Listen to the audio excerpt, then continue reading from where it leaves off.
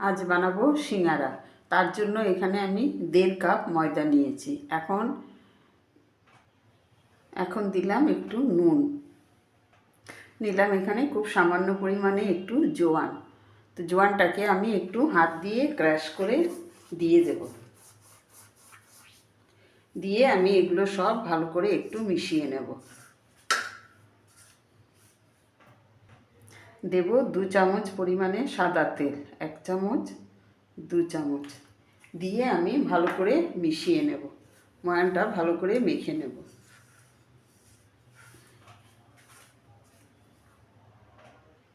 তো ময়ানটা আমি ভালো করে মিশিয়ে নিলাম। এখন আমি অল্প অল্প জল দিয়ে একটা ডো তৈরি করে নেব।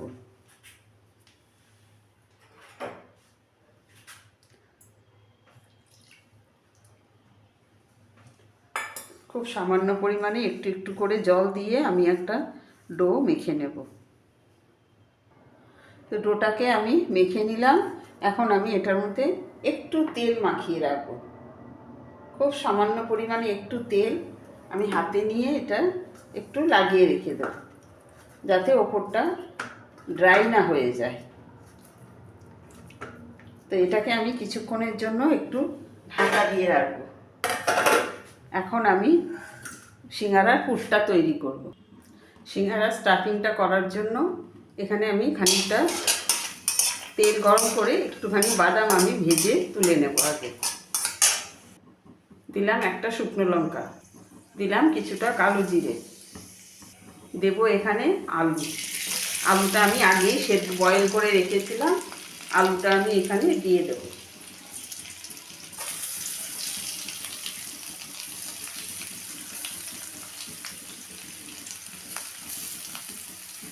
দিয়ে মিশিয়ে নেব।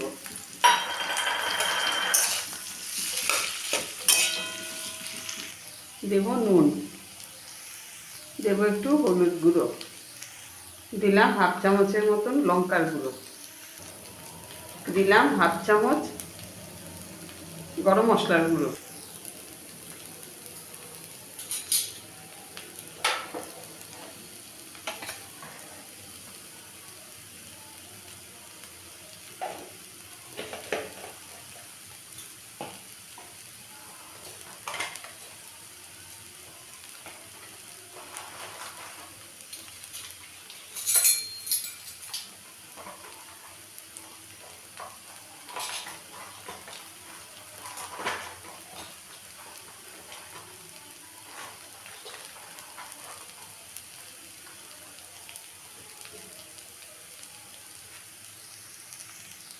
চাট মশলার গুঁড়ো দিলাম একটু। এখন আমি সবগুলোকে ভালো করে মিশিয়ে নেব।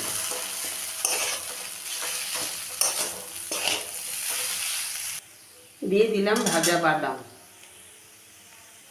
দিলাম একটু ধনেপাতা কুচি, সবগুলো ভালো করে মিশিয়ে নেব।